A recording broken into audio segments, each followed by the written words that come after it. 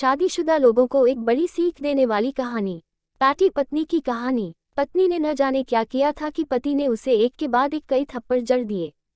हमेशा हर सिचुएशन को शांति से हैंडल करने वाली पत्नी भी इस बार इतनी अशांत हो उठी कि उसने अपनी चप्पल ही निकाल कर पति की ओर दे फेंकी। चप्पल पति के बालों को छूते हुए निकल गई। ये किस्सा यहीं पर खत्म हो सकता था, मगर पति ने इसे अपनी मर्दानगी का विषय बना लिया और बात बद से बदतर होती चली गई। रिश्तेदारों ने भी आग में घी का काम किया। किसी ने कहा, जो औरत अपने पति को चप्पल से मार सकती है वो न ही तो वफादार हो सकती है और न ही पतिव्रता।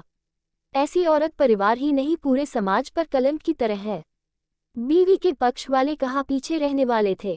किसी ने कहा 21वीं सदी में भी जो स्त्री के साथ मारपीट करते हैं उन्हें तो जेल भेज देना चाहिए। तो कोई कहता जरूर उसको कोई और पसंद आ गई होगी इसलिए अब पत्नी से मारपीट करने लगा है।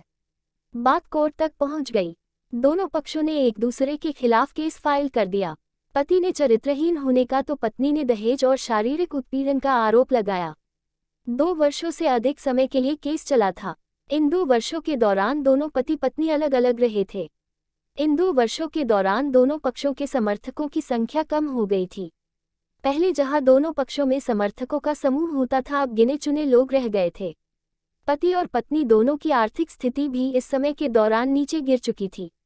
जिन्हें वो अपना शुभचिंतक समझ रहे थे, पैसों की बात आते ही उन्होंने भी अपना पलड़ा झाड़ लिया था। अगर कोई देने को राजी भी हुआ तो मोटे ब्याज की शर्त पर।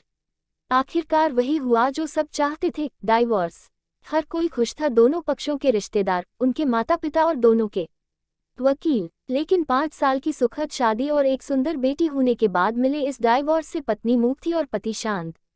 शायद ये एक इत्तेफाक ही था कि इस खुशी को मनाने के लिए दोनों पक्ष के लोग एक ही चाय की टपरी पर बैठे, आमने सामने। इत्तेफाक इसलिए क्योंकि ज्यादातर लोग जो एक दूसरे के विरोध पक्ष को सपोर्ट कर रहे थे वे एक दूसरे को अच्छे से जानते भी नहीं थे। पति पत्नी भी इन सभी से दूर एक दूसरे के सामने मेज पर बैठे। पत्नी ने पति से कहा, अब तो खुश होगे ना, तुम्हारे मन की जो हुई है मुबारक हो। तुम भी तो आज जीत गई हो। मुझसे तलाक तो तुम्हें भी मिल गया है। Congratulations to you too। पति ने कहा, तलाक को तुम जीत का प्रतीक समझते हो?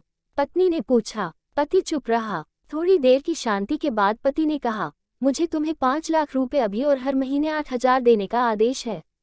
अभी मेरे पास पैसे नहीं है, इसलिए हमारा मतलब मेरा जो सिटी में फ्लैट है उसे तुम्हारे नाम कर देता हूँ। पत्नी बोली, लेकिन उस फ्लैट की कीमत तो 18 लाख की है। हाँ, लेकिन हमारी बेटी तुम्हारे साथ है और आगे जाके उसके खर्चे भी बढ़ेंगे, तुम्हें थोड़ी आसानी होगी। पति ने कहा, नहीं नहीं, मुझे सिर्फ 5 लाख ही देना और तुम हर महीने 8,000 तो देने ही वाले हो, मैं मैनेज कर लूंगी। अगर 5 लाख नहीं है तब भी कोई बात नहीं। पत्नी बोली। दोनों फिर से शांत हो गए। पति सोचने लगा, कितनी भोली और समझदार है ये औरत जो कुछ समय पहले तक मेरी पत्नी थी और अब अनजान। ये वही है जो कम से कम खर्चे में घर चलाती और पैसे बचाकर मेरे जन्मदिन और बर्थडे पर हमेशा मेरे लिए नए कपड़े खरीद लाती। कभी बीमार भी हो जाती तो पैसे बचाने के लिए मुझे मालूम न होने देती और घरेलू नुस्खों से अपना इलाज कर लेती, मगर घर में कोई और बीमार होता तो तुरंत डॉक्टर के पास लेकर जाती। मेरी ही मति मारी गई थी, मैं ही अपनी झूठी मर्दानगी के चक्कर में इतनी बड़ी गलती कर बैठा। पत्नी के दिमाग में भी उथल पुथल चल रही थी। अभी भी वैसा का वैसा ही है, पहले भी खुद से ज्यादा हमारे बारे में सोचता था और अब भी वही कर रहा है। ये वही आदमी है जो मुझे एक्सीडेंट से बचाने के लिए खुद मोटरसाइकिल के आगे कूद पड़ा था और अपनी उंगली तुड़वा बैठा था। पता नहीं कौन सी मनहूस घड़ी में मैं झगड़ा कर बैठी। पति ने मौन तोड़ते हुए पूछा, अब तुम्हारे कमर का दर्द कैसा है? ज्यादा तकलीफ तो नहीं होती? पत्नी हल्का सा मुस्कुराए और बोली, अभी भी होता है, अब तो पेट में भी क्रैम्स उठते हैं। वो तो होगा ही, तुम योगा या कसरत भी तो नहीं करती हो। अब किसी गायनेकोलॉजिस्ट को जरूर दिखा देना।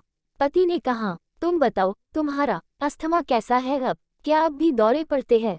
पत्नी ने पूछा। हाँ पड़ते हैं, पहले से ज्यादा, क्योंकि अक्सर इन्हेलर भूल जाया करता हूँ, याद दिलाने के लिए तुम जो नहीं हो अब। पति बोला। पत्नी के आंखों में आंसू आ गए। वो बोली, तुम्हें मेरे चरित्र पर सवाल नहीं उठाने चाहिए थे, तो ये परिस्थिति आती ही नहीं। हाँ मैं जानता हूँ, तुम बहुत अच्छी हो, मुझसे गलती हो गई, बहुत बड़ी गलती। मैं लोगों के बहकावे में आ गया था।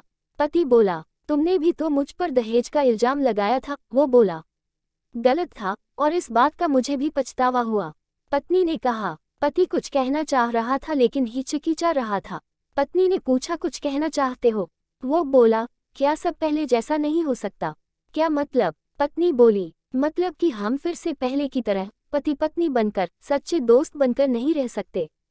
पति बोला, पर ये डाइवोर्स के पेपर दिखाते हुए पत्नी ने कहा, फाड़ देते हैं। पति ने अपने पास रखे डाइवोर्स के पेपर फाड़ते हुए कहा। पत्नी ने भी अपने पास रखे पेपर फाड़ दिए।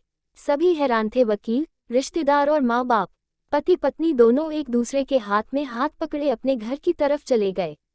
दोस्तों, ये कहानी उन हर पति पत्नी के लिए बड़ी सीख है जो छोटी छोटी बातों पर लड़ते हैं और इन झगड़ों को बड़ा बना के अलग होने का डिसीजन लेते हैं। प्यार और झगड़ा तो एक सिक्के के दो पहलुओं की तरह है, दोनों को स्वीकार करना होगा, तभी ये पवित्र रिश्ता उसकी मंजिल तक पहुंच पाएगा।